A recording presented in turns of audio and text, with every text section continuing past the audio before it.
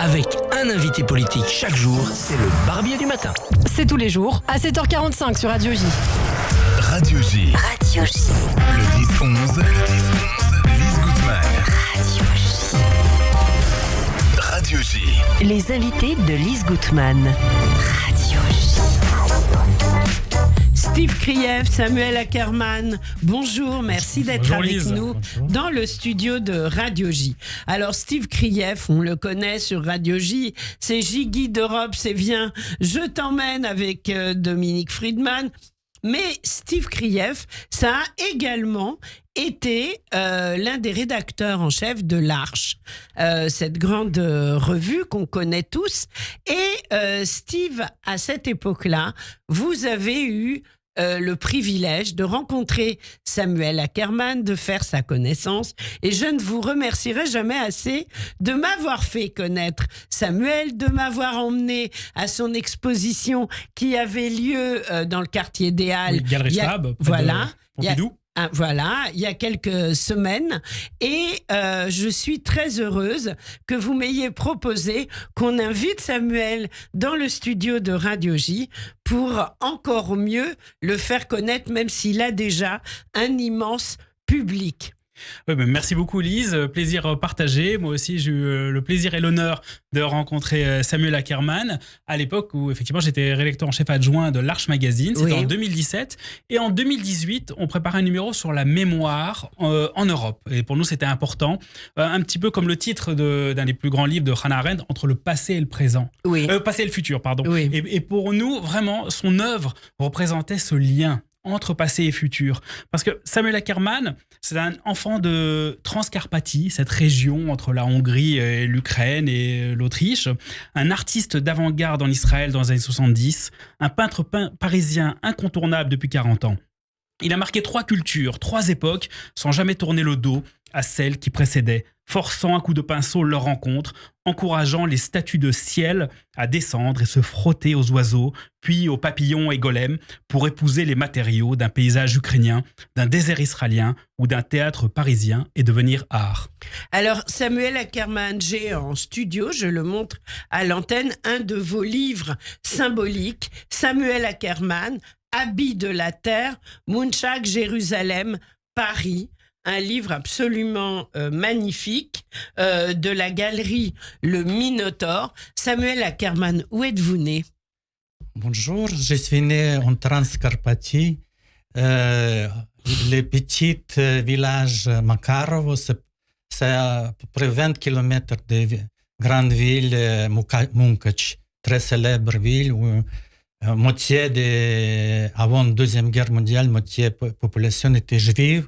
Et grande, vive, en tout cas, les Juifs étaient présentés là-bas et aussi dans le petit village autour de cette ville.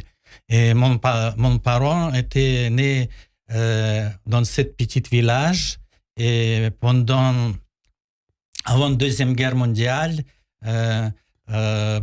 mon père vivait dans cette petite village Makarovo avec grande famille avant la Deuxième Guerre mondiale qui seulement en 1944 les Juifs de Transcarpathie, comme c'est devenu Hongrie, ils ont été déportés. Oui.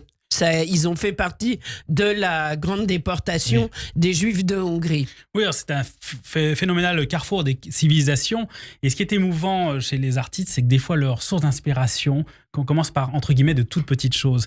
Et moi, j'avais lu qu'un personnage très important, celle qui vous a inspiré l'envie de devenir artiste, c'était votre mère, Dora Ackerman, qui, avec des petits tissus que les gens lui donnaient, arrivait à fabriquer de magnifiques vêtements, couvertures, des mosaïques de couleurs. Oui, en tout cas, elle aimait beaucoup aussi faire les coussins, broderies. Notre maison, en tout cas, je parle, c'est après la Deuxième Guerre mondiale qu'ils sont revenus et ils sont mariés dans ce petit village. Elle a fait broderie. Et moi, j'étais petite enfant, 5-6 ans. J'ai regardé tout ce processus de création avec les tissus qui en hiver, comme tous les gens restaient à la maison, ils ont travaillé pour préparer tous les vêtements que ma mère aussi les fait vêtements pour nous. Bien avec sûr. machine de coudre. Et comme ça, j'ai vu tous ces travaux. Pour moi, aujourd'hui, c'est un travail artistique qui est complètement très, très élaboré. Il a pensé chaque couleur, chaque tissu qu'il a utilisé, comme je pouvais comparer avec les travaux des gens qui finissent Bauhaus. Oui, à peu près. avec le Bauhaus, oui. Alors, ce qui vous a beaucoup inspiré parmi vos premiers dessins, ce sont les paysages de Munkacs. Oui, non, c'est aussi les arbres, les cerisiers en printemps, c'est couleur blanc et très loin, les montagnes des Carpates, des montagnes de Auvergne blanc, couleur blanc, ensemble avec cet arbre qui fleurit. Ça me donnait déjà à penser comment faire cette couleur blanc. Et ça a été très difficile. C'est impossible d'un petit âge comme ça faire toutes les nuances de blanc. En tout cas, j'ai essayé et peut-être j'ai échoué. En tout cas, après quelques dizaines d'années, j'ai réussi quand même à faire cette paysage. Vous avez commencé à peindre ou à dessiner à quel âge? À 5 ans. Ah oui, Wow. Précoce. vraiment très précoce, oui. Oui, non, c'est que j'ai été tout de suite devenu célèbre dans ce petit village et tous les garçons qui étaient plus âgés, ils me donnaient faire travail, qui montraient que c'est elle qui produit ça. En tout cas, j'ai fait quelques tableaux comme ça sur les tissus et après les gens qui habitaient à côté de nous, ils ont fait les broderies sur cette dessin que j'ai fait. Bien sûr. Comme ça, Et il y avait une vie juive aussi assez oui. foisonnante. Après la Deuxième Guerre mondiale, 2 familles qui sont revenues dans ce village et chaque samedi, mon père, comme était très religieux, il a donné comme ça cours de chaque samedi Un cours de Torah. Parachat de Shavuot.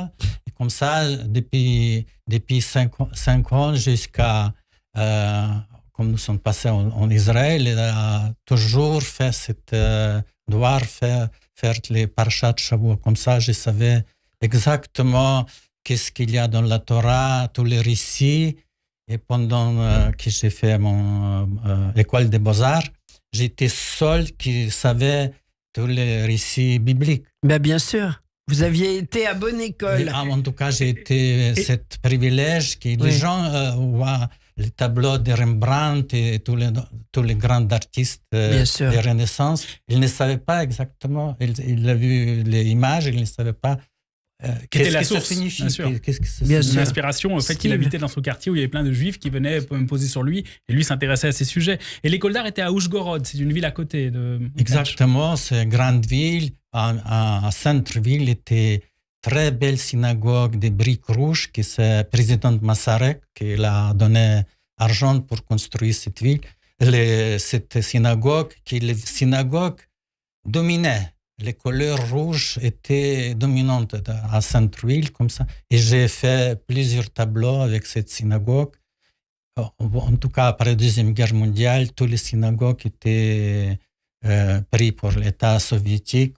Et cette synagogue est devenue salle de philharmonie pour les concerts. C'est encore été mieux que tous les d'autres synagogues qui sont devenus grands magasins.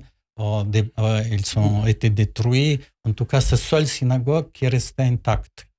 Et en plus, ce qui est étonnant à cette école d'art, c'est que vous avez vraiment mêlé, parce que dans votre œuvre, on retrouve de grandes rencontres entre littérature, art russe et Bible. Et apparemment, c'est dans cette école d'art que vous avez commencé à développer cette rencontre. Tous les professeurs étaient encore... ils ont fait son étude en Prague, en Budapest. ils ont été dans la tradition occidentale et des avant-gardes. Et moi, je pouvais voir les livres de cette période des avant-gardes des années 20, aussi avant-garde russe, avant-garde hongrois, polonais, tchèque. Et comme ça, je pouvais comparer les artistes locaux avec tout ce grand mouvement du XXe siècle. Alors moi, quand je vous avais interviewé pour le site Jiggy d'Europe, sur la page de Mukachevo justement, il y avait une histoire que je trouvais fabuleuse et vraiment je pensais intéressant de la partager avec nos auditeurs. C'est lors de votre service militaire avec le fameux gâteau du maréchal Gretschko. Bon, après mon école des beaux-arts, j'ai été en armée soviétique pendant 2 ans et 1 an et demi, j'ai été mobilisé pour faire musée de cette division. Et c'est l'endroit où ce musée était, c'est la frontière entre Tchécoslovaquie et Union soviétique. Et dans ce musée était une salle, malheureusement, des unités qui étaient à 68 pour occuper Tchécoslovaquie. Et cette unité, elle est reçue que le maréchal Gretschko est venu à l'usine tchèque et les travailleurs tchèques, il a donné ce gâteau pour signifier que une grande amitié entre peuple tchèque et soviétique. Et ce gâteau était en vitrine à ce musée et pendant le nettoyage, 2 soldats qui déplaçaient cette vitrine, pendant ce déplacement, les gâteaux complètement s'est effondré. Ouais. Et quelques grands officiers étaient présents et ils ont été effrayés. Ils disent, c'est pas possible. Et il faut faire quelque chose qui, ça n'est pas possible. C'est grand maréchal qui, elle a reçu ce gâteau. Et alors, qu'est-ce que vous avez fait? Moi, j'ai proposé que je pouvais restaurer ce gâteau. Et pendant 24 heures, j'ai fait les papiers mâchés comme ça, forme de ce gâteau.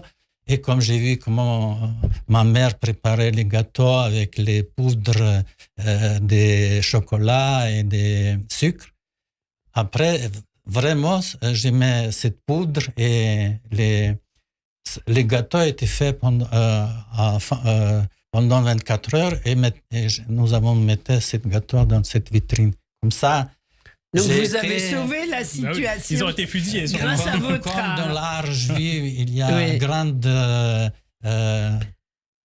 cette idée de réparation. Bien sûr. Tikkun olam, voilà. Tikkun comme ça, négatif, je pourrais dire. J'ai fait. C'est une forme de tikkun, on va dire. Absolument. Alors, en 1973, Steve, notre invité Samuel Ackerman s'installe au quartier de Givat Mordechai à Jérusalem. Sûr. Et donc, vous vous installez là-bas avec vos parents. Et là, mon frère. Avec votre frère. Et là, vous faites une rencontre très émouvante, des retrouvailles avec la petite Myriam, que votre maman Dora a sauvée pendant la Shoah. Oui, pendant que ma mère était déportée à Auschwitz et ça a été déjà presque hiver. Et après 3 semaines, sa copine de sa village, Myriam, était aussi...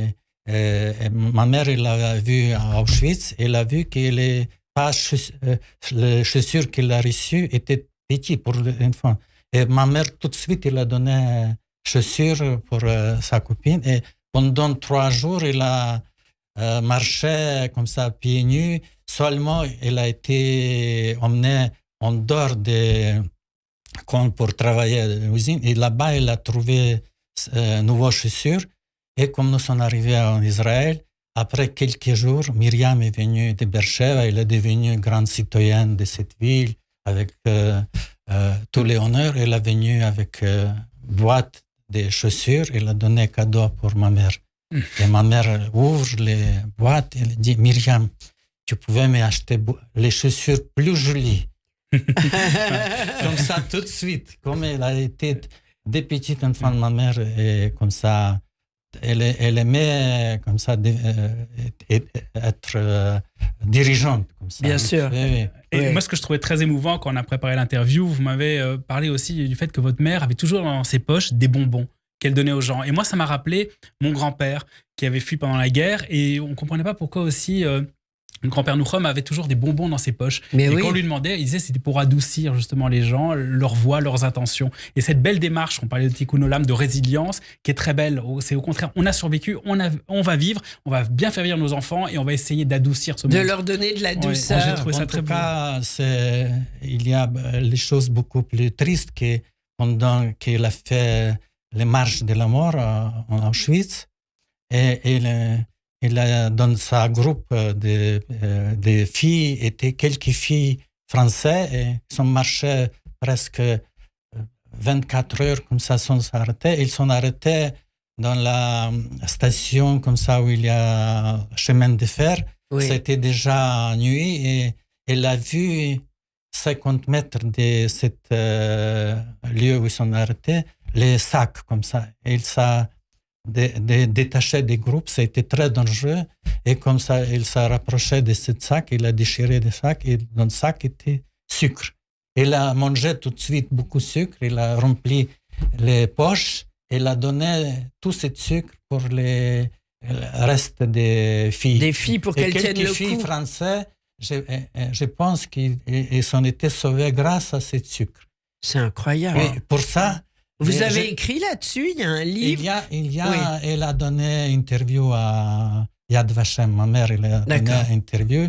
À la fin de sa vie, elle a resté encore 2 ans avant, à 98, Waouh. elle a Ah donné cette interview et je pense que toujours les bonbons étaient dans sa sac ou les poches.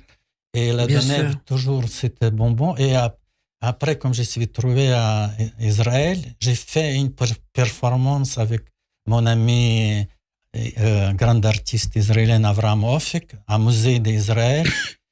Grand bonbon comme ça, transparent, à jardin, où c'est le jardin de sculpture qui est Isamu Noguchi, grand artiste Alors, japonais. oui, Il a si, construit vas-y.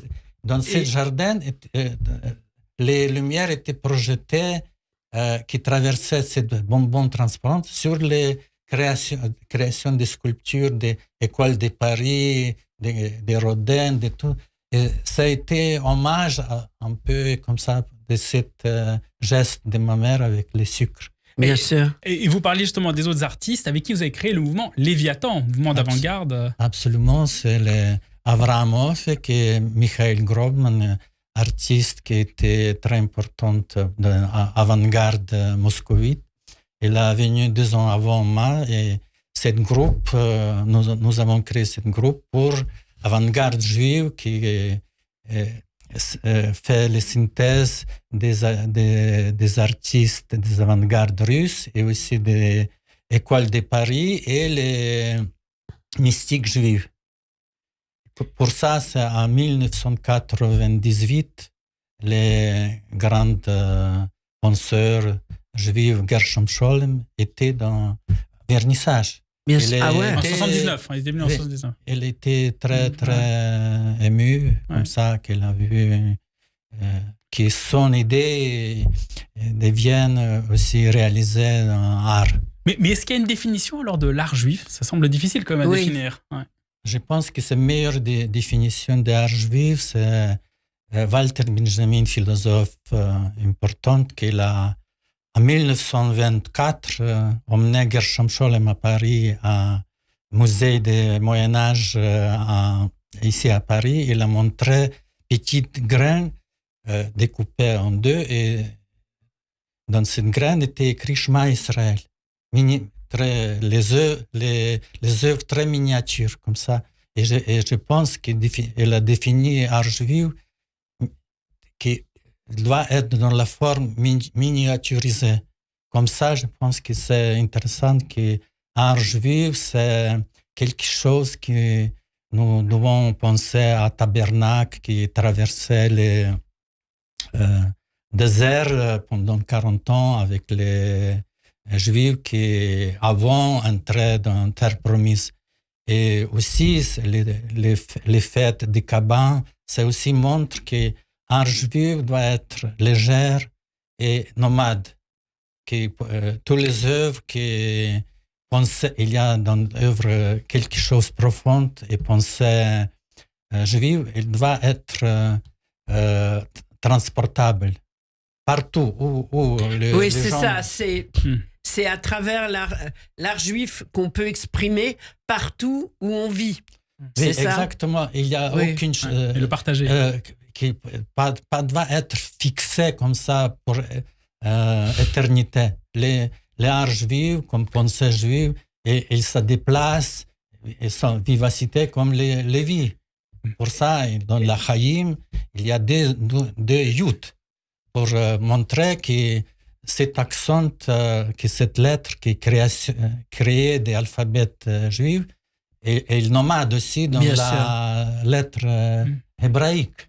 Et vous parliez du désert, donc c'est dans le désert que vous avez déployé votre grande œuvre, les rouleaux du golem. Oui. Cette œuvre était faite aussi en 1981, pas loin de Beersheba, où il y a des grandes antartas d'artistes israéliens, Dani Caravan, très belle comme ça antarta, et pas quelques centaines de mètres de là-bas, c'était cet rouleau avec les signes des kabbalistiques métamorphosés qui étaient faits là-bas. Alors, vous arrivez à Paris en 84, il reste très peu de temps, Steve. Voilà, je vous laisse résumer. Voilà, en 84, suite à une très grande rencontre, grâce au groupe justement chez Grobman, vous rencontrez Galia, qui va devenir votre femme, et avec qui vous avez un premier enfant, et vous arrivez ensemble, donc en 84, à Paris. Galia qui est professeur à l'Université de Jérusalem et qui a quelques mois à la base prévus de vacances, mais finalement, ça va déboucher en 40 ans de vie à Paris et en de très nombreuses expos à travers le monde, et ce qui font de vous vraiment un des peintres contemporains incontournables aujourd'hui. Et grâce à votre parcours, on comprend combien l'art juif s'exporte et n'est pas fixé à un seul endroit. Je crois que c'est ce qu'on va retenir. Bien sûr, et grâce à la galerie le Minotaure qui expose souvent vos œuvres à Paris, qui a réalisé ce très beau livre, ainsi que d'autres. Là, on le mentionnait tout à l'heure, vous étiez à la galerie Fab il y a quelques mois. Et... Merci. Voilà, Samuel Ackerman, merci beaucoup d'avoir été avec nous. Bravo pour votre œuvre qu'on ne cesse de découvrir, et on a hâte d'être à la prochaine exposition. À très vite, et quand vous le souhaitez, dans le studio de Radio J. Merci Steve. Merci beaucoup Lise. Merci beaucoup.